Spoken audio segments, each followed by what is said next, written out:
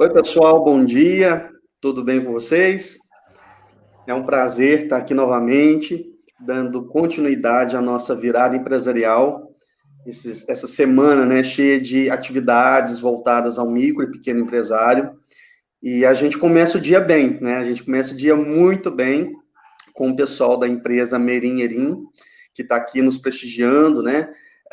Fornecendo um pouco do intelecto, das coisas, né, das atividades que eles têm feito ultimamente. Eles vão comentar com a gente aqui bastante coisa. E aí, eu queria apresentá-los, né, queria falar um pouquinho antes que eles começassem propriamente, falar um pouquinho quem que é então esse Felipe e esse Tom, né, e um pouquinho da descrição da empresa.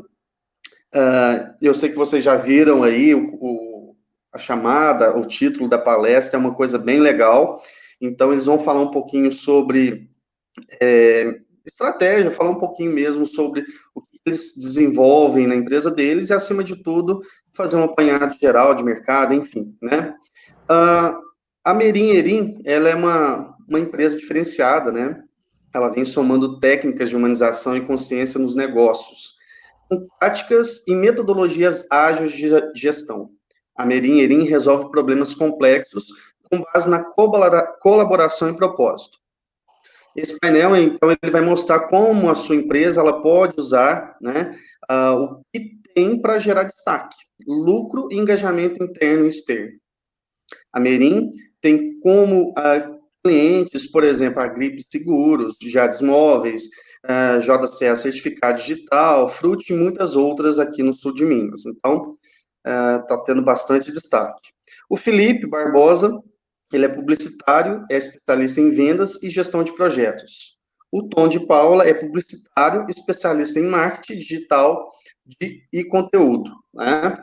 Falei certo, meninos? Muito certo. Obrigado pela apresentação generosa, Roy. Bacana demais, a gente já está ao vivo pelo Facebook, pelo YouTube, e eu queria agradecer em nome de toda a equipe do Projeto Levante Sul de Minas, em nome de toda a equipe da Virada Empresarial, a presença de vocês aqui é realmente uma honra poder contar com vocês, e aí, fiquem à vontade para tocar o barco, tá bom? Obrigado, Sucesso, Roy. pessoal. Muito obrigado. A Merim, a gente defende muito, o Tom depois vai poder complementar de uma forma até mais completa do que eu, mas a gente defende muito essa visão de ecossistema e o quanto a gente precisa estar junto para fazer com que o mercado seja mais sustentável. Então, é um prazer nosso estar junto com o Levante Sul de Minas, que é um projeto que defende a junção das empresas para que o sistema seja mais sustentável. Então, a gente fica muito feliz com essa oportunidade. Hoje a gente vai compartilhar com quem está assistindo a gente um pouquinho do que a gente vem fazendo nos últimos 17 meses. A Merim é uma empresa super novinha ainda, a gente nasceu em fevereiro de 2019 e a gente vem atuando no sul de Minas com consultoria, falando muito sobre propósito, muito sobre humanização e muito sobre agilidade na gestão. A gente vai compartilhar uma apresentação hoje que ela tem como objetivo mostrar um passo a passo mesmo, um método, um plano para que as empresas do ecossistema do Levante Sul de Minas sejam mais sustentáveis no todo. Antes de compartilhar a minha tela com vocês, de novo, então depois vai poder complementar um pouquinho essa introdução que eu estou fazendo, a gente vai contar uma historinha bem rápida. Assim. Há um tempo atrás, há uns 2 meses atrás, eu assisti um documentário na Netflix que me chamou muita atenção. Assim, foi um dos que mais me chamaram a atenção nesses últimos tempos, que foi o documentário que conta a história do Michael Jordan na NBA. E aí, uma das histórias que se conta dentro dessa série ela me chama muito a atenção quando a gente fala de alcançar resultado, alcançar destaque nos nossos negócios, nas nossas empresas. Ele estava contando a história de como é que ele criou o Air Jordan, né, em parceria com todas as pessoas que estavam junto com ele na trajetória dele. E essa história é uma história que me chama, como eu disse, muita atenção por conta do seguinte. Quando o Michael Jordan foi para a NBA, no ano de novato dele, muita gente já sabia que ele teria um destaque muito grande, mas era muito difícil prever que ele teria o tamanho que ele teve. E na época ele tinha um agente que era muito agressivo, assim, era uma pessoa que era ligada ao mercado do tênis, e grande parte dos atletas que esse agente agenciava tinham seus próprios materiais esportivos, então os tenistas tinham suas próprias raquetes e coisas do tipo. E aí, quando o Michael Jordan foi para a NBA, ele tentou fazer uma ação parecida com o Jordan, para que ele pudesse também ter um produto dele e pudesse virar, além de um grande jogador, virar uma marca. E aí, quando eles tiveram a ideia de criar o Air Jordan, a grande marca da NBA era a Converse, né? que fazia todos os tênis e tinha grandes rostos na época, o Larry Bird, o Magic Johnson e uma galera que era muito, muito destacada na época. E o Michael Jordan, ele queria a Converse no início, só que a Converse acabou oferecendo um acordo para ele que em questão de dinheiro não era tão legal, e ele tinha um grande sonho de ser patrocinado na época pela Adidas, que era uma marca tão grande quanto a Converse. A Nike ainda não era a Nike de hoje. Acabou que não rolou com a Adidas, o Michael Jordan não queria se reunir com a Nike, ele foi convencido pela mãe dele, e acabou indo ele e o agente dele se reunir com a Nike. Eles criaram o Air Jordan, e o Air Jordan tinha como previsão de venda ali no primeiro ano os seus 3, 4 milhões de dólares de venda. Eles venderam mais de 120 milhões de dólares só no primeiro ano do Michael Jordan. Grande parte da fortuna do Jordan hoje, que é quase dono de Chicago, vem dessa marca, vem do Air Jordan. E só que ele fez uma reflexão depois dessa história toda que ficou muito na minha cabeça.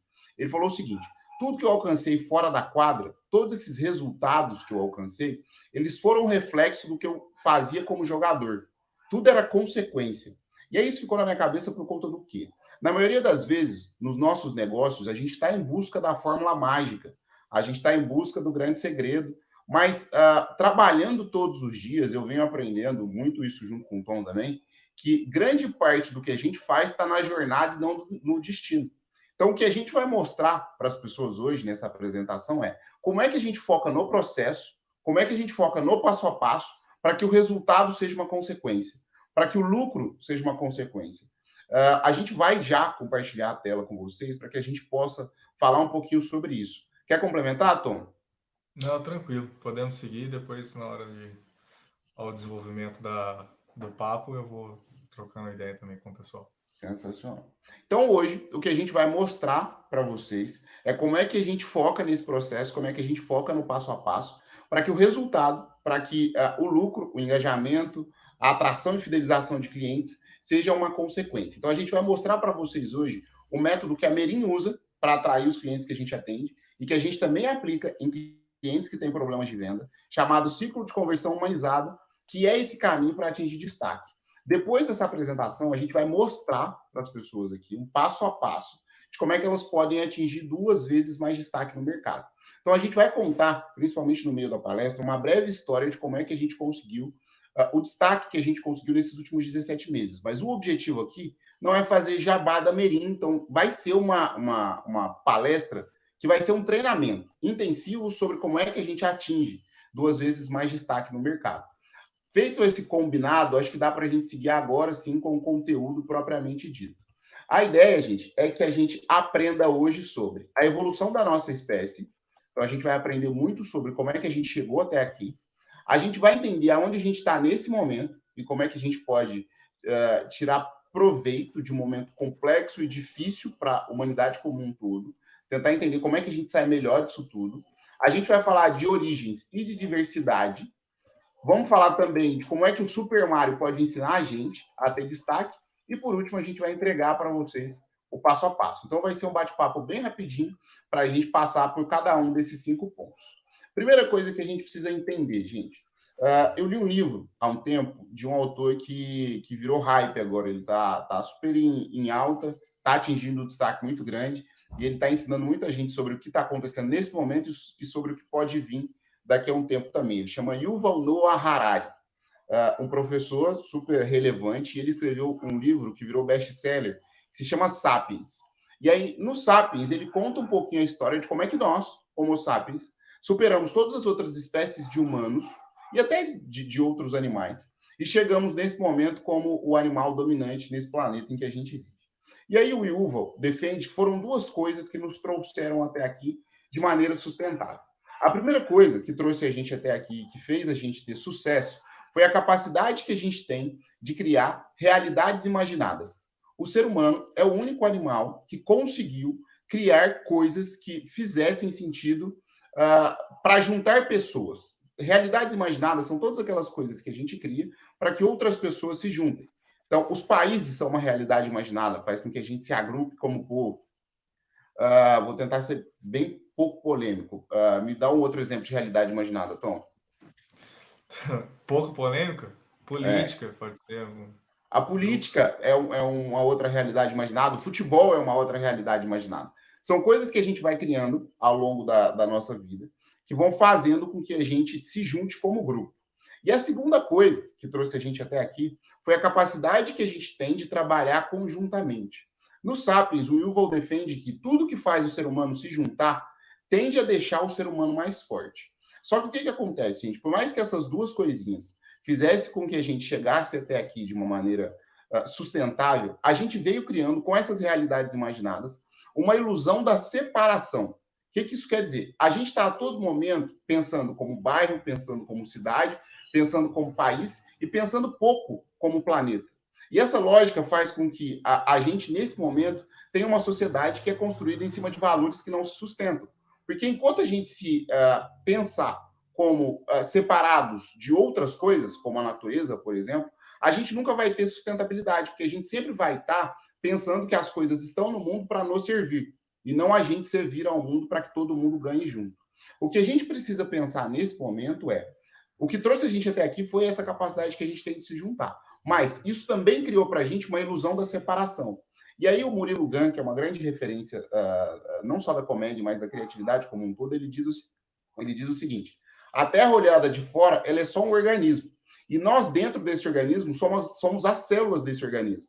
Quando a gente pega nós, seres humanos, quando uma célula se separa da outra, a gente acaba tendo uma doença. A gente acaba tendo ali um defeitozinho, colocando bastante aspas nessa palavra. O que a gente precisa entender agora é, o planeta que a gente criou tem várias células que nesse momento estão separadas, estão trabalhando de forma individual. A gente perdeu a visão da interdependência. Se a gente não pega nesse momento e entende que está tudo interligado, o que a gente está fazendo aqui nesse momento pode ter reflexo na vida de uma pessoa e essa pessoa vai afetar outra, vai afetar outra, vai afetar outra, a gente não constrói nada que é sustentável. Então, a primeira reflexão que a gente queria deixar para vocês é, nos nossos negócios, a gente precisa pensar na interdependência interna e externa. E essa lógica, quando a gente traz para o mercado, a gente precisa pensar no seguinte: existem coisas que a gente fala que são tendências e coisas que a gente fala que são realidade.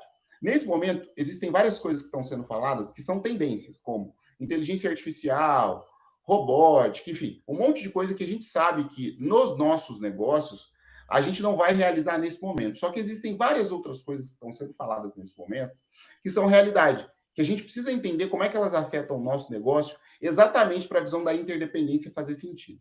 Tem um cara que ele meio que referencia tudo que acontece não só no mercado financeiro, mas no mercado dos negócios do mundo, que é o Warren Buffett. Ele fala o seguinte: existem 3 coisas que matam qualquer iniciativa, qualquer ideia, qualquer negócio, que é a teoria ABC. Essas 3 coisas são arrogância, burocracia e complacência. E sem querer, a gente vai colocando várias dessas coisas nos nossos negócios todos os dias. Por conta da gente ter resultado com muita coisa que a gente não sabe explicar direito, a gente acha que só o nosso jeito de fazer está certo. E é aí que mora a arrogância. Quando a gente não tem mais espaço para aprender, a gente acaba não tendo também espaço para a inovação, espaço para a criatividade. A primeira coisa que a gente precisa tirar da frente do nosso negócio é essa capacidade que nós, como seres humanos, temos de colocar no nosso dia a dia aquela questão de eu fiz até aqui, deu certo, não preciso aprender mais. Segunda coisinha que a gente precisa tirar da frente do nosso negócio é a burocracia, processos lentos. Quando a gente defende agilidade na gestão das empresas que a gente atende, até na Merim mesmo, falando de ponto de partida, a gente está defendendo que nesse momento a gente precisa estar disposto a errar, pequeno e errar barato, e errar uma vez só, mas errar para que esse processo mais ágil gere para a gente o aprendizado que a gente precisa para continuar evoluindo. E por último, quando a gente fala da complacência, é exatamente a capacidade que a gente tem de se posicionar sem ser arrogante e sem estar fechado para o aprendizado. A complacência, ela atrapalha muito a gente porque ela cria aquela visão de que está tudo certo e de que a todo momento a gente está caminhando para o que a gente deveria caminhar. Só que nesse momento a gente precisa colocar mais incômodo no nosso dia a dia, para que o nosso cérebro trabalhe com um novo conjunto de padrões. Quando a gente fala que a gente trouxe até aqui uma sociedade que não vai se sustentar, o nosso cérebro ele é viciado a todo momento por normas, ele está viciado a todo momento por padrões. Então ele vai estar sempre querendo um padrão para se acomodar. Só que nesse momento a gente precisa de um novo conjunto de padrões. E está na nossa mão, empreendedores e empreendedoras do sul de Minas, fazer com que o nosso mercado tenha novos padrões. E aí, gente, nesse momento, se a gente trabalhar essas coisinhas que a gente vem dizendo, a gente vai estar presente na vida do nosso consumidor, na vida das pessoas que acompanham a nossa marca, de forma mais relevante. Porque a gente precisa se perguntar nesse momento, para continuar gerando negócio, a gente precisa ter atitude. Para continuar gerando venda, a gente precisa estar disposto a se desconstruir. Nesse momento, para fazer duas provocações. O seu vendedor, o seu colaborador, ou até você mesmo, é proativo e empreendedor nesse nível de tentar entender que tudo que a gente fez até aqui não garante que a gente vai para o próximo nível? Se não, como é que a gente faz para estimular esse empreendedorismo ou esse intraempreendedorismo? Na nossa equipe ou na gente mesmo? O que a gente vai mostrar para vocês hoje é como é que a gente responde cada uma dessas duas perguntas, tendo a seguinte lógica na cabeça. A gente aprendeu a fazer negócio de um jeito que não faz sentido nenhum. Sun Tzu, a arte da guerra, está datado. A gente precisa esquecer as referências que trouxeram a gente até aqui, porque trouxeram a gente até esse momento, aonde a gente está passando por talvez o momento mais difícil que a nossa geração vai ver. E essa lógica da arte da guerra, dos negócios tradicionais, elas criaram a seguinte máxima na nossa cabeça: o nosso mundo é escasso e ele é competitivo. Se ele é escasso e ele é competitivo, eu preciso acumular o máximo de coisa para mim e o outro que se vire. Só que tudo que é escasso, uma hora acaba. Pode até demorar, mas acaba. O que a gente precisa entender, gente, é que o mundo ele é abundante. Só que ele só é abundante se ele for colaborativo. E aí, para explicar essa lógica, a gente sempre usa a metáfora da feira. Na feira, se a gente tiver uma fruta que falta, e aí vamos pegar a analogia da maçã, se está faltando maçã na feira, o que acontece com o preço da maçã? Ele sobe. E aí, se o preço da maçã sobe, o que acontece? A gente acaba excluindo um monte de gente que não pode pagar aquele preço e essas pessoas acabam realmente não tendo maçã em casa. Se a gente pensa que o mundo é escasso e a gente acumula maçã dentro da nossa casa e ela falta na feira, a gente acaba criando uma máxima que se autorrealiza. Só que se a gente trabalha para sobrar maçã na feira, o que acontece com o preço da maçã? Ele abaixa. E se o preço da maçã abaixa, todo mundo, ou a maioria das pessoas, vai ter a condição de ter maçã em casa. Logo, se a gente acredita que o mundo é abundante e trabalha para ele ser abundante de uma forma colaborativa, a máxima também acaba se autorrealizando.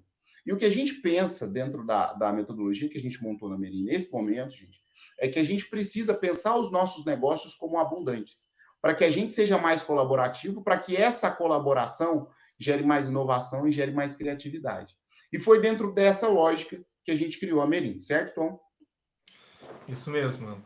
A gente, né, quando pensou na Merim, né, que a gente ficou um ano com a ideia incubada, trabalhando nos lugares que a gente estava, eu com o Felipe, a gente vem do mercado, né, de publicidade, como o Roger apresentou a gente no começo, a gente trabalhava em duas agências super importantes aqui de Varginha e da região, né, o Felipe lá na W Espanha e eu na Tupã.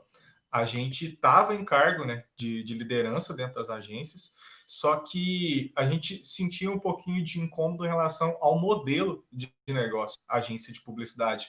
E isso é uma coisa que a gente já conversou, inclusive, com os nossos companheiros, né, com os nossos ex-chefes também ali de trabalho. Conversei muito sobre isso com o Eric, com o Rafa, com o Marcelo, porque a gente via que, e até com outros profissionais de outras agências, que esse modelo de agência ele não estava mais fazendo sentido, não estava mais conectando com as demandas, né, das empresas atualmente, porque tentava se resolver tudo com comunicação, e a comunicação tem que ser uma parte só do processo, porque é muito melhor a gente fazer e depois contar que fez, do que só falar que faz. Então, a gente estava, né, com um pouco desse incômodo sobre relevância dentro do que a gente fazia no dia a dia, não só do cliente, mas também da comunidade.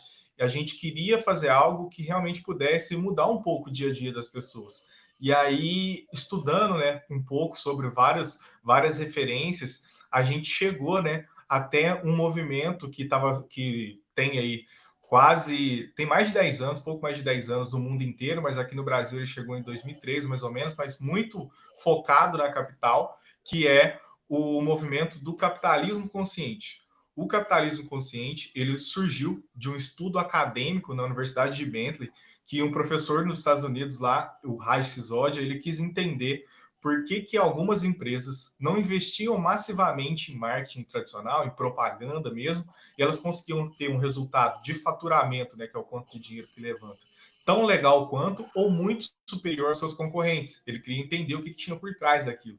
E aí ele foi entender que essas empresas que tinham esse destaque, que ele chamou de empresas humanizadas, elas tinham um papel cidadão muito claro, elas tinham um impacto positivo na sociedade muito claro.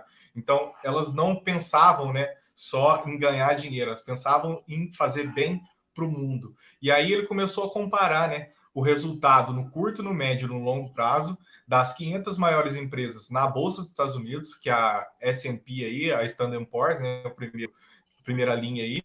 Depois, todas as empresas que tinham ali o nível de satisfação dos colaboradores elevado ali, então ele chamou de Good to Great, então pegou todos os rankings, né? Tipo, o mais famoso que a gente conhece aqui é o Great Place to Work, né?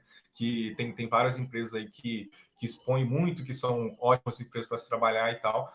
As humanizadas, elas vão um pouco além, elas não fazem bem só para o cliente e para o colaborador, elas fazem bem para a comunidade, para os fornecedores, para toda a cadeia de stakeholders que a gente fala. E essas empresas humanizadas, no médio e no longo prazo, elas têm um crescimento, né, em faturamento de 5 a 15 vezes superior do que as empresas que não são humanizadas, que não praticam o capitalismo consciente. A gente gostou, né? A gente conheceu esse movimento em 2018, a gente gostou bastante desse movimento, começou a estudar, aprofundar. Em 2019, a gente teve a oportunidade de participar do primeiro congresso latino-americano do capitalismo consciente, foi no Brasil, lá em São Paulo, no Senac Santa Amaro. E aí essa pesquisa, né, que o Raj fez lá em 2008, ela foi trazida para o Brasil com a metodologia até mais aprofundada, ele mesmo diz que é um aprofundamento da metodologia dele. E as empresas aqui no Brasil conscientes, né, que são as empresas humanizadas, independente do período, né, sendo curto, no médio ou no longo prazo, elas têm um resultado em rentabilidade, que é diferente, né, que é o quanto dinheiro que sobra, de 2 a 4 vezes superior, independente mesmo do período. Então, o retorno, né, o ROI, que muita gente gosta de falar, em 16 anos das empresas humanizadas, é quase 2 vezes maior também. E aí, essas empresas humanizadas, elas têm 4 pilares, né, que fazem esse capitalismo consciente acontecer. Toda empresa, ela precisa trabalhar muito bem esses 4 pilares. O primeiro deles, né, é o propósito. O propósito evolutivo que a gente fala, que é realmente a razão, o motivo por trás da existência de uma empresa. A gente costuma brincar que o propósito ele não pode ser gerar lucro, porque o gerar lucro é o que dá a sustentação para a empresa. É como se uma empresa fosse o nosso corpo humano. A gente precisa de glóbulos vermelhos para sobreviver. Só que o corpo humano não é uma indústria de glóbulos vermelhos. A gente não faz só isso para o mundo. A gente consegue fazer coisas muito maiores, tanto para o bem quanto para o mal. Mas aqui a gente está focando no que é bom. Então, o propósito é realmente o motivo daquela empresa existir. Que ela é a interseção entre a paixão, o talento e a capacidade de quem está à frente da empresa, de quem está ali que fundou, né, e acabou levando essa mensagem para mais pessoas, com a necessidade de uma outra pessoa, de um outro stakeholder. Então, o propósito ele vai ser sempre uma frase que resume a aspiração do negócio, o porquê do negócio existir. Então, a gente tem o caso da Merim, o nosso propósito é fazer do capitalismo uma fonte de inclusão e sustentabilidade, uma pessoa e uma empresa por vez. A gente tem o caso da Reserva também, que é uma empresa aqui do Brasil, que é mais fácil de conhecer, que o propósito dela é cuidar, emocionar e surpreender as pessoas todos os dias. Depois que esse propósito ele emerge, né, que ele surge, que a gente também não cria propósito nenhum, a gente faz com que ele emerja, porque ele vem do histórico, né, das pessoas que estão envolvidas no processo, ele começa a ser manifestado para toda a cadeia de stakeholder, para todas as agências, para todos os agentes, desculpa. Os stakeholders são todas as partes interessadas e afetadas pela atividade da empresa. Então, a gente hoje, né, com essa visão sistêmica e de colaboração que o Felipe falou, a gente não pode pensar em fazer negócio só com o nosso cliente. A gente tem que fazer negócio, né, entender a necessidade do nosso colaborador, do nosso fornecedor, da comunidade, até dos concorrentes, enfim, de todo mundo. Então, esse projeto, né, o Levante Sul de Minas, é um exemplo dessa integração de stakeholders, né, que é trabalhar todo mundo para um bem de sobrar, né, para um bem de abundância. Que a gente fala e a gente pensa no ganha-ganha, porque a gente foi ensinado na economia ali da escassez a fazer barganha, que eu espremo o máximo do outro lado, né, eu tento tirar o proveito máximo do outro lado para sobrar o máximo para mim. Então, o outro lado fica sem e eu fico com, né? Eu fico com tudo isso. Então, é o jogo de soma zero que a gente fala. Mas a gente gosta do ganha-ganha, que é entender a necessidade do outro lado e pensar como que as duas partes podem ganhar e se beneficiar ao mesmo tempo, que não precisa faltar para ninguém. Tem que entender, a gente tem que entender a dor do outro lado para poder resolver junto e assim criar realmente um mundo mais sustentável. Depois, para fazer com que essa integração aconteça, a gente sempre, toda mudança, né, ela exige liderança.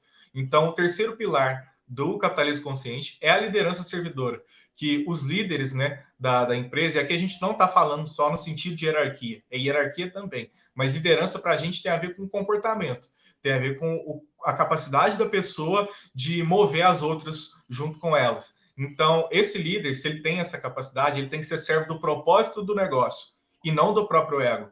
Porque quando a gente tem, principalmente, mais de uma liderança dentro da empresa, vai existir divergência de pensamentos, de opinião. Se esses líderes não tiverem muito bem encaminhados para um caminho, né, comum, vai cada um liderar com base na sua própria perspectiva, no seu próprio ego, e a empresa não vai sair do lugar, porque o movimento ele não vai ser convergente, ele vai ser divergente sempre, e aí a empresa não vai sair do lugar. Então, o líder, ele precisa inspirar as pessoas, tanto que estão de dentro da empresa, para que elas trabalhem, né, por motivação, por significado, por propósito também individual e coletivo, mas também para inspirar as pessoas de fora, né, os outros stakeholders, para serem mais servos dos propósitos dos negócios e das pessoas também. Então, a gente tem um exemplo bem bacana de mostrar, que a gente sempre gosta de dar, que é o do Magazine Luiza, e principalmente da Luiza Trajano, enquanto uma figura, enquanto líder.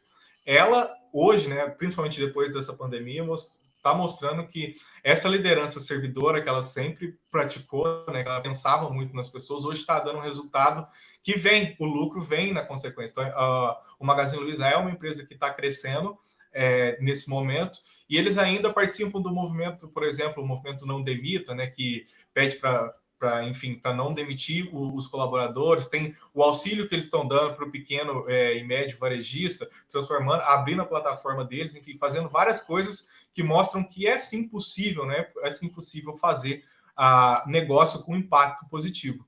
E por último, esse propósito ele desencadeia na cultura responsável, que é quando o propósito ele vira rotina e ele é manifestado todo dia numa cultura de criatividade e inovação, porque o propósito ele também tem a capacidade de dar liberdade, né, autonomia para os colaboradores. Então, assim, quando você pega uma empresa que ela é muito hierarquizada, que tem muita burocracia, como o Felipe falou, para qualquer pessoa tomar uma decisão que não esteja, que seja um pouquinho, assim, importante, ela precisa de autorização de outra pessoa. Então, o tempo, né, que isso leva acaba gerando um atraso, e isso provavelmente vai prejudicar a experiência de quem está precisando dessa resposta ágil, né? Então, quando você tem um propósito muito claro, você dá um contexto muito claro para a pessoa. Então, se o propósito da reserva, por exemplo, é cuidar, emocionar, surpreender as pessoas todos os dias, todas as pessoas dentro da estrutura da reserva sabem que eles precisam cuidar, emocionar, surpreender as pessoas todos os dias. Então, no momento de bifurcação entre eles terem que dar uma ajuda para alguém, auxiliar um cliente de uma maneira mais carinhosa, vamos dizer assim, eles têm a chance de fazer e de não fazer. Como o propósito está muito claro, eles vão sempre optar por fazer. Então, o propósito serve para dar liberdade. A pessoa não precisa ficar perguntando para os superiores, né, se ela pode ou não pode fazer alguma coisa. O propósito está ali. Então, ela sabe se ela tem que tomar uma decisão que seja de acordo com o propósito. Só que isso é uma rotina, é uma construção diária mesmo. E a gente, com essa proposta, a gente acabou, depois de 2019, quando a gente abriu a Merim, a gente acabou chegando em empresas super importantes aqui da nossa região. Então, a gente tem o Grupo Central de Joias e Relógios, a gente tem a máquina de entretenimento, que é a Jardineira, o Sky, o Barbaridade, né, que tinha aqui até há pouco tempo. A Frute, que é uma empresa que é sinônimo do sul de Minas, né? A gente tem Jazz, enfim, Gripe, várias empresas, são mais ou menos 25 empresas atendidas nesses 17 meses de operação, trazendo essa proposta que ela é mais humanizada, né? Eles apostaram muito nisso e tiveram resultados bacanas, mas o que a gente tinha, né, de dor desde o começo, quando a gente saiu das agências, o nosso negócio, né, aquilo que a gente estava trazendo, fazia realmente sentido para as pessoas que estavam do outro lado, né, para os nossos clientes. Então a gente começou a perguntar o quão importante estava sendo o conteúdo apresentado para o dia a dia do negócio. Não é se você estava achando legal, se você estava achando criativo, é se realmente estava fazendo diferença. Então a gente tem 100%, né, de aprovação nesse quesito em relação à satisfação dos nossos clientes. Então a gente se preocupa muito com essa questão de realmente estar fazendo sentido. Porque no começo chamaram a gente muito de romântico, que esse negócio de propósito, o propósito era só ganhar dinheiro e mais nada, que isso não ia dar certo, principalmente numa região como a nossa. Mas a gente acreditou, a gente teve o propósito realmente muito forte de querer trazer isso para a nossa região e tentar mudar um pouquinho a realidade de todo mundo. Então, a gente quis realmente fazer com que isso reverberasse, né, em algum sentido, para mostrar que é possível, sim, fazer negócio de um jeito mais consciente e que acaba gerando impacto, né, em retorno para várias pessoas aqui de Varginha também. E a gente depois, né, pode até contar um pouquinho mais sobre isso, mas realmente é nesse ponto que a Merim está, né, de realmente tentar ser relevante, a maior relevância possível para a comunidade. Inclusive, a gente gosta de estar nessas iniciativas como o Virada, né, que é para realmente contribuir o máximo possível com todo mundo. Certo, Felipe? Muito bom, muito bom. Uma das histórias que o Tom contou nessa explicação, você foi muito generoso comigo da última vez que a gente teve palestra, você com você agora. Dessa maravilhosa apresentação que ele fez sobre a nossa metodologia, ele contou um pouquinho sobre a história da Reserva. E a Reserva é uma das empresas que referenciou a criação da Merim, porque a gente valoriza muito negócios que fazem bem para o mundo, a gente acredita de verdade que o mundo sustentável tem que ser feito de três coisas, né? Um governo atuante e responsável, uma sociedade civil educada e participativa e uma iniciativa privada que seja responsável socialmente falando, que gere dinheiro, que gere lucro para ela, isso é importante, mas que também gere impacto positivo para o mundo. E a Reserva defende muito essa visão. E uma das coisas que a Reserva mais valoriza é o propósito deles, que o Tom muito bem disse, cuidar, emocionar e surpreender as pessoas todos os dias. E aí, quando a gente pensa no varejo, a Reserva ela nasceu como loja de shopping, antes até, na verdade, ela nasceu como multimarca, né? Ela nasceu como representante comercial mesmo, mas quando ela teve que ter a sua loja, ela nasceu como loja de shopping. E aí, por conta da Reserva ter esse propósito de cuidar, emocionar e surpreender as pessoas todos os dias, eles defendem desde muito tempo que o vendedor e a vendedora precisa ter autoestima alta mesmo, precisa estar com a autoestima em dia, porque a gente sempre vê no varejo, pequeno, médio, grande, no varejo tradicional da nossa região e do Brasil como um todo, o vendedor e a vendedora com a autoestima muito baixa, né? Achando que o cliente é sempre superior e coisas do tipo. Na Reserva, eles defendem que o vendedor e a vendedora têm que ser amigo mesmo das pessoas. E defendendo isso, eles criaram um sistema de vendas que faz muito sentido para o momento atual e que compila um pouquinho de tudo isso que o Tom disse nesse passo a passo que a gente prometeu para vocês. Quando os vendedores e as vendedoras da Reserva começaram a vender nessa primeira loja de shopping, todos eles tinham um caderninho. E aí a gente precisa pensar naquela questão da burocracia. Dá para fazer com pouco. E nesse caderno, eles anotavam todo o histórico de vendas que eles tinham no dia. Então, a pessoa que comprava deles, o que comprava, se comprava para alguém e quando comprou. E isso ia gerando para a Reserva ali um CRM improvisado, né?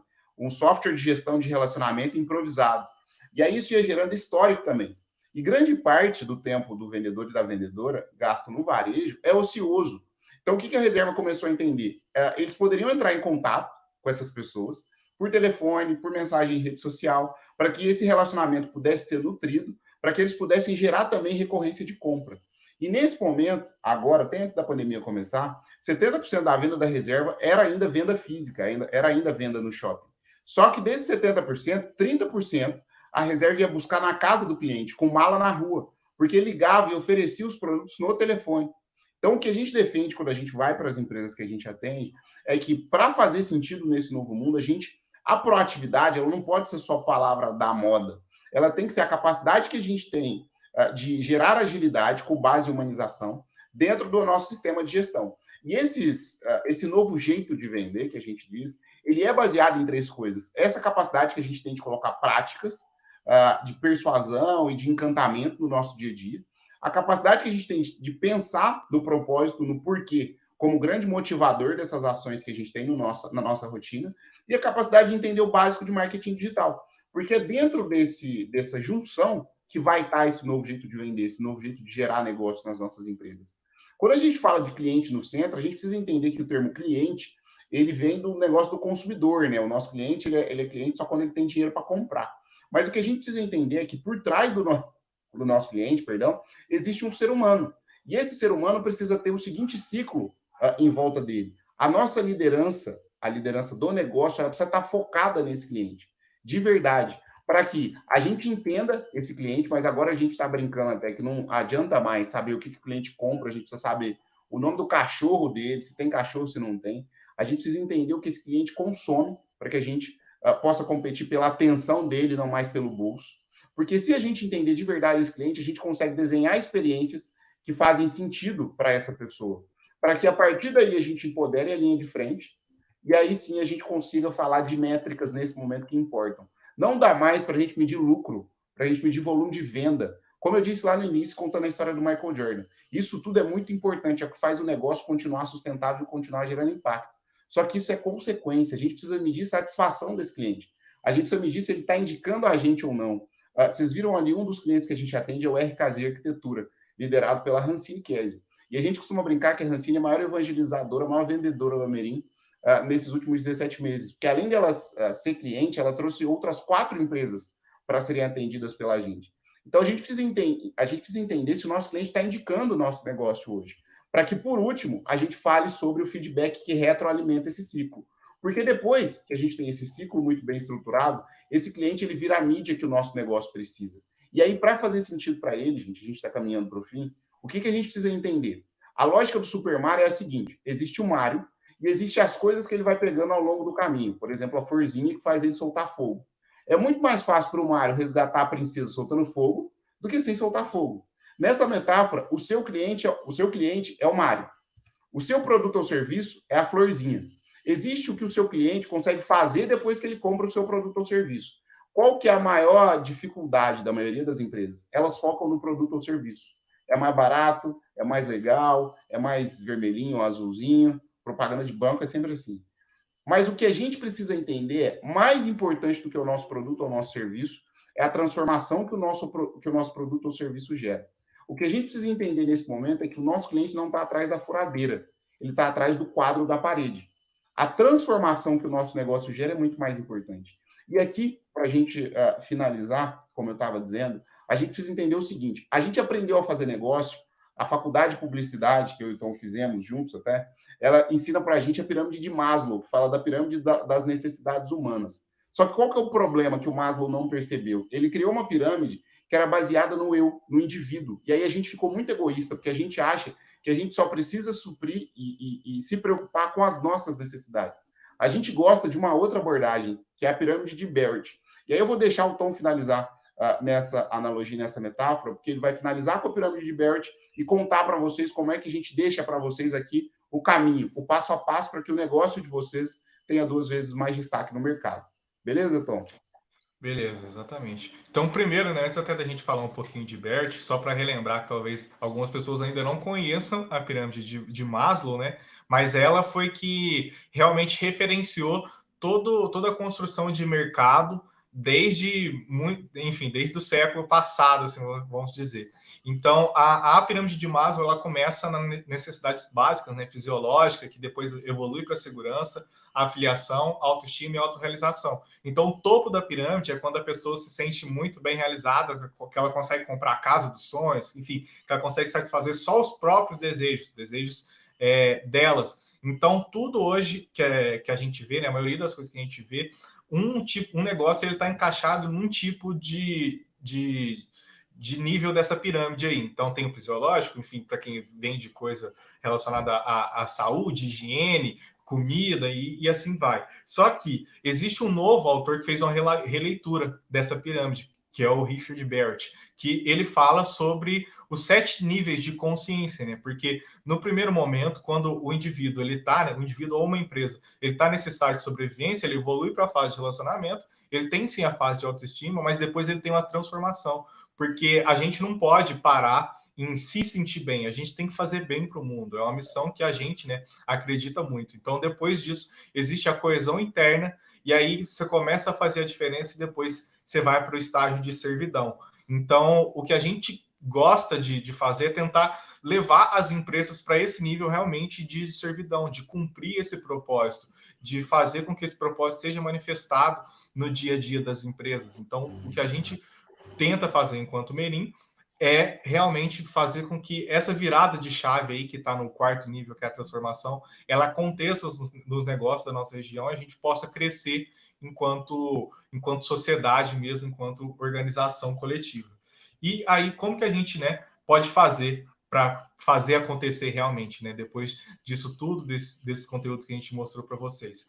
A gente, hoje, né, por coincidência, a gente está inaugurando, né, hoje à noite, às 8 horas, a gente vai inaugurar uma série de vídeos, né, que vai ser na segunda, na quarta, na quinta e na próxima segunda-feira, uma série de vídeos chamado Vendas Digitais, o Método, que é para você criar um sistema de vendas digitais em até 60 dias. Então, o link está aí embaixo, é esse aí, conteúdo.merinherim.com/vendas, digitais, o assim, o método é assim que ficou lá o nosso link. Tira um print dessa tela e digita aí que vai aparecer no navegador. Ou você pode também entrar nas nossas redes sociais, que lá vai ter o conteúdo disso. Então, a gente tem um canal no YouTube, a gente está quase chegando a 100 inscritos, então vou pedir sua ajuda aqui por esse conteúdo, por esse tempo que você passou aqui com a gente. Se você tiver no YouTube, já é só digitar Merinherim ali na busca, depois que nosso papo terminar, e se inscrever ali, deixar uma inscrição. A gente precisa chegar sempre para poder mudar o nome e falar com mais facilidade o nosso canal. E a gente também está em todas as redes sociais, né? Quase todas, na verdade.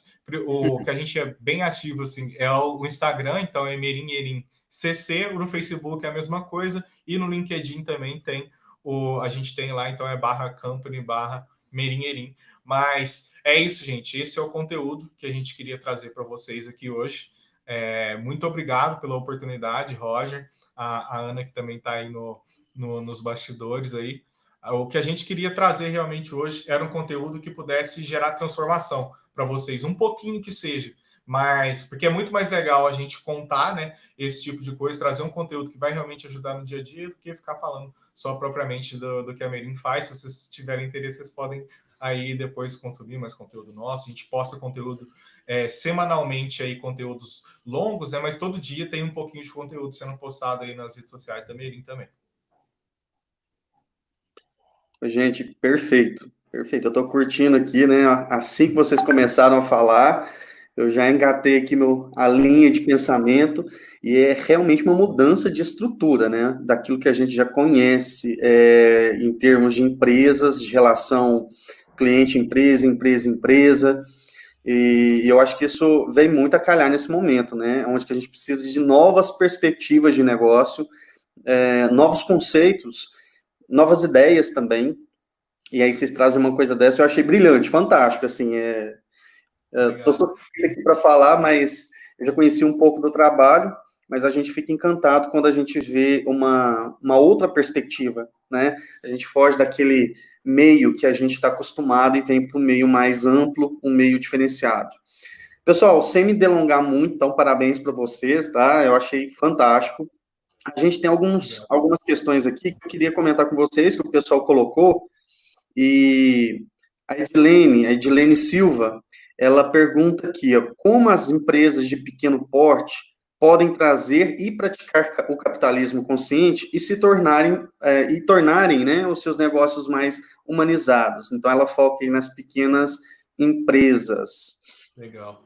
Vamos lá, vou responder, depois o Felipe pode complementar. Eu até, coincidentemente, semana passada escrevi um texto que está no nosso LinkedIn, e a gente disparou para a nossa audiência também, contando um pouquinho da nossa história. Então, aqui eu vou contar um pouquinho de como a gente praticou isso, né? Porque a gente também é uma empresa pequena, de pequeno porte. A gente tem eu, Felipe, a Flávia, que é a nossa outra sócia, e o Luiz. Gentil. Oi? Pequeno, você está sendo gentil. A gente ainda é muito bem pequenininho. Isso.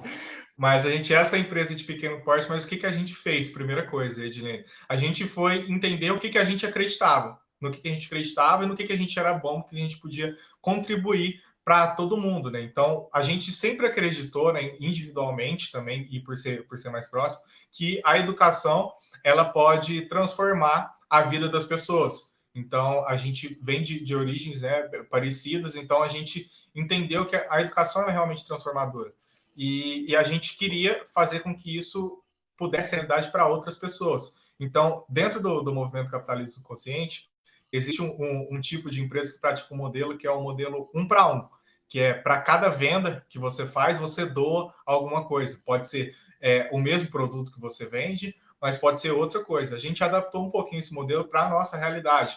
Então, para cada contrato mais longo que a gente fechava com os nossos clientes, uma parte desse contrato virava uma mensalidade e o transporte para um jovem em situação de vulnerabilidade social de um curso profissionalizante. A gente tem parceria com o Levanta Te Anda, aqui que é uma associação beneficente que atende mais de 200 famílias, e dentro lá do Levanta Te Anda existe uma iniciativa que é o Projeto Crescer, que atende crianças e adolescentes de 7 a 15 anos de idade.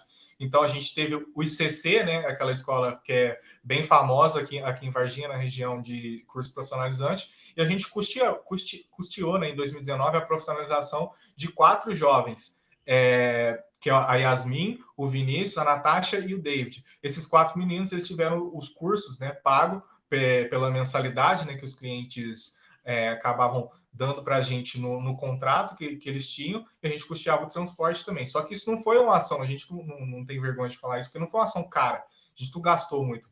Cada contrato era menos de R$100 por mês que a gente dava com os meninos, e a gente tinha a possibilidade de transformar ali uma realidade.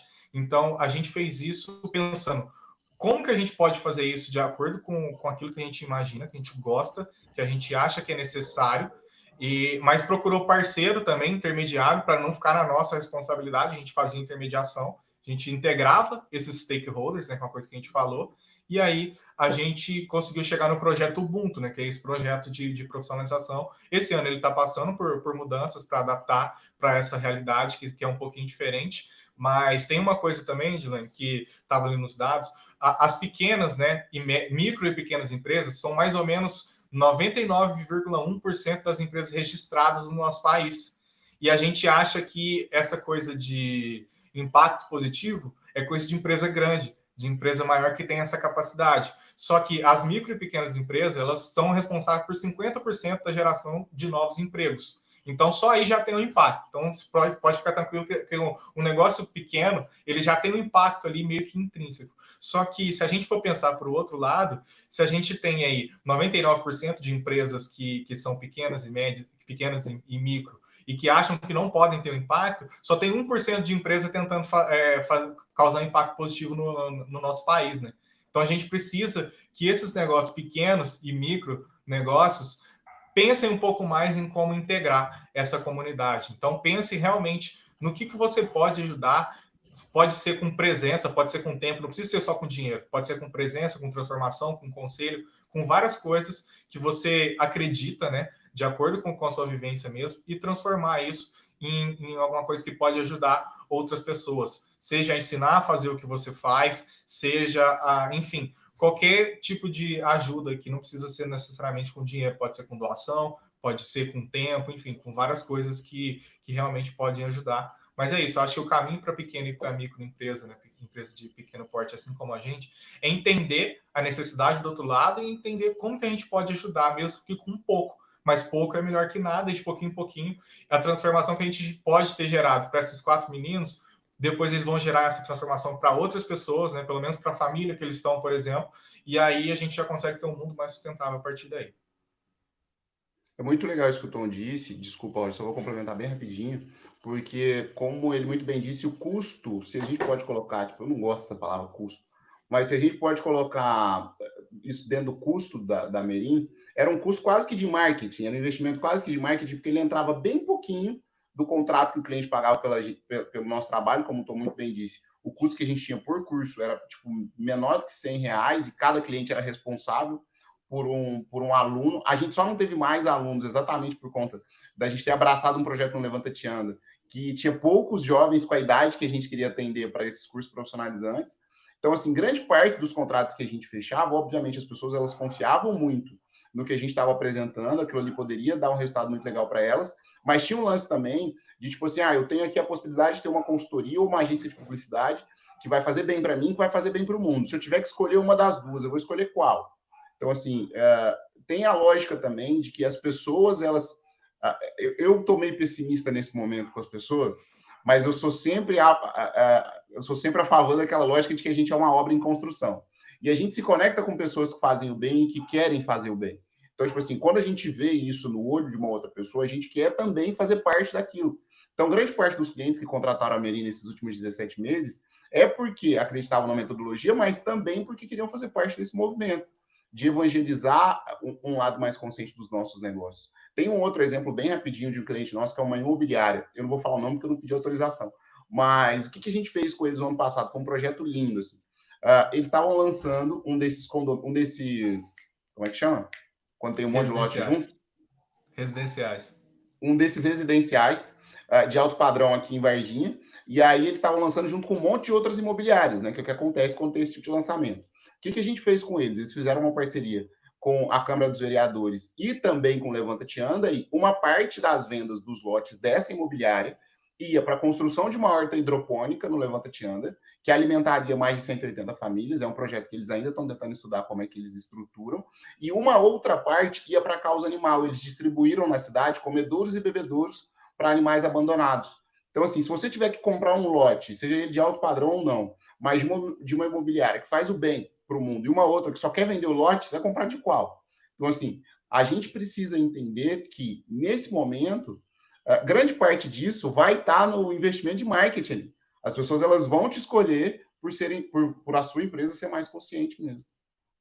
E aí tem uma coisa também que, às vezes, sempre quando a gente vai falar desse tipo de iniciativa, vem uma pergunta, né? Se isso aí não é oportunismo também de falar desse negócio tão abertamente do impacto positivo. É uma coisa que a gente fala muito, é que existe muita gente hoje que já é oportunista do mal, né? Que usa a capacidade que tem para fazer negociata, lobby, enfim, várias coisas que não são legais, que só prejudicam as pessoas. Quanto mais pessoas forem oportunistas do bem, né, que é essa questão de ajudar as pessoas, a gente vai conseguir resolver um monte de problema que a gente tem hoje. Não completamente, mas pelo menos uma parte. Então o problema ele vai ser menor. Então a gente acredita que realmente o impacto, né, como ferramenta de diferenciação, o propósito como ferramenta de diferenciação para ter esse destaque, né, realmente faz sentido e ajuda todo mundo, é um ganha-ganha. Então, é nobre a empresa ganhar a partir disso, porque ela vai estar fazendo com que outras partes ganhem, não vai ter ninguém perdendo nesse momento. Então, é bem melhor a gente criar uma sociedade baseada nesses valores de ganha-ganha. Gente, perfeito, né? Muito bom. A gente tem várias outras perguntas aqui, pessoas dando os parabéns, né, pela palestra, pelo conteúdo abordado. A gente tem, por exemplo, a Caroline Moraes. Ela pergunta o seguinte, ó, como convencer gestores de grandes empresas com produtos de baixo valor agregado de que fazer com propósito é o melhor caminho? A Carol é suspeita para falar. Mas tem uma coisa, Roger, que a gente sempre defende muito, cara. E aí, assim, eu tô numa vibe que, tipo, eu tô falando uns negócios que nem sempre precisa, mas vamos lá. No mundo capitalista, tudo precisa virar número.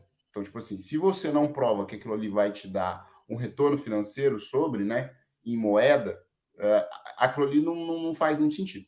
Então, a gente sempre defende que é importante a gente mostrar que outras empresas têm resultado fazendo aquilo. E aí, tipo assim, o exemplo é muito melhor do que o conteúdo, né, do que a narrativa. O conselho é bom, mas o exemplo arrasta, uma frase do Rony, presidente da Reserva. E aí eu defendo, né, que tipo, quando a gente pega os estudos, quando a gente pega capitalismo consciente lá fora e capitalismo consciente no Brasil, é comprovadamente mais rentável fazer negócio consciente. Então, tipo assim, no Brasil, como o Tom muito bem disse na parte dele da apresentação, você tem 2 vezes mais rentabilidade, seja no médio, seja no curto, no médio ou no longo prazo, fazendo o seu negócio ser mais consciente. E eu acho que grandes gestores, principalmente esses mais tradicionais, que aprenderam a arte da guerra, eles vão se educar através desse conteúdo. Mas tem uma outra questão, era essa que eu não queria falar, mas, enfim. Eu acho que, tipo assim, tá na mão da nossa geração fazer isso. Eu não sou tão romântico ao ponto de achar que um grande gestor ou uma grande gestora que aprendeu a arte da guerra, não acho que essas pessoas elas vão mudar de um dia para o outro, de verdade. Eu acho que a gente precisa insistir e ter paciência, porque vai estar na mão da nossa geração fazer com que o mundo seja um pouquinho diferente, seja um pouquinho mais sustentável, seja um pouquinho mais igual. Eu não acho de verdade que a gente vive uma realidade em que as pessoas vão mudar de uma hora para outra. Como a gente via que isso não ia acontecer nos espaços que a gente trabalhava, por mais que a gente admirasse esses espaços, a gente quis criar o nosso espaço. Então, assim, não é fácil, a gente sofre com essa decisão todos os dias, mas tudo que é feito de forma mais autêntica e de forma mais verdadeira, a gente costuma dizer que não tem concorrência. Quando você defende a sua verdade, pode ter uma verdade pior ou melhor que concorda ou discorda de você, mas igual a você não vai ter. Então, assim, eu acho de verdade que é tipo, internalizar esse tipo de pensamento e fazer pela gente primeiro e depois pensar no outro. O Felipe foi, assim, realmente a gente acredita nisso, que está na mão da nossa geração, assim, mas se para fazer alguma coisa nesse sentido, né, para grandes empresas, quem tem essa possibilidade é de propor pelo menos um projeto pequenininho para sentir o retorno, né, que é o MVP que a gente fala. Dentro da cultura ágil de gestão de projeto, a gente tem o mínimo produto viável, né? Que ao invés da gente lançar um negócio mirabolante, muito grandioso para todo mundo, a gente faz pequenininho, que se der errado vai ser um erro barato. Então, pensar aí também no projeto MVP de como causar esse impacto, entender, propor, né? Criar um projeto que ele realmente vai ser ali uma versão reduzida, uma versão teste, colhendo os resultados, aprendendo, porque a gente aprendeu um monte fazendo o nosso projeto social e a gente começou bem pequenininho, a gente começou diferente. Hoje a gente está pensando em aumentar e ampliar, a gente quis começar bem pequenininho justamente porque se desse errado, ia dar pouquinho errado.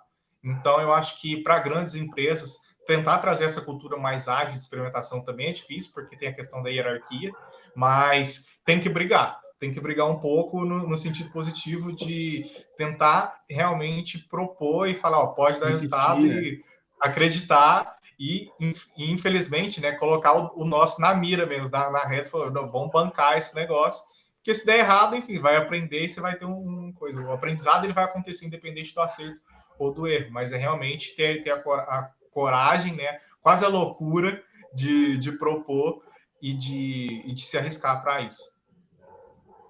Excelente, pessoal.